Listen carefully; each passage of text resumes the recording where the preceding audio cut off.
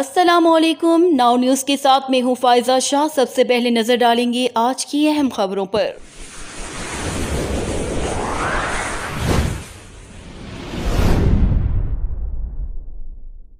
خبر شامل کرتے ہیں سمندری سے۔ ہمارے نمائندہ محمد اسد کی رپورٹ کے مطابق ranger union of journalist Pakistan کے مرکزی سینئر نائب صدر سید طاہر احمد شاہ نے کہا ہے کہ وزیر اعلیٰ پنجاب محسن نقوی نے علاقائی پریس کلبز کو فنڈز دے کر صحافی ہونے کا حق ادا کر دیا۔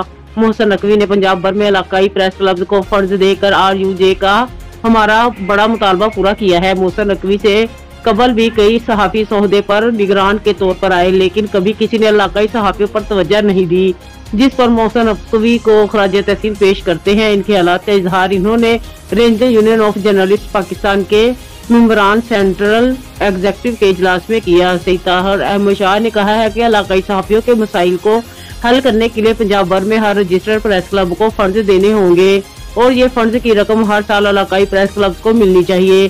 RUJ 12 سال سے علاقائی صحافیوں کے حقوق کی جدوجہد کر رہی ہے اور ہمیشہ اپنے علاقائی صحافیوں کے جائز مطالبات کے لیے میدان عمل میں رہے گی۔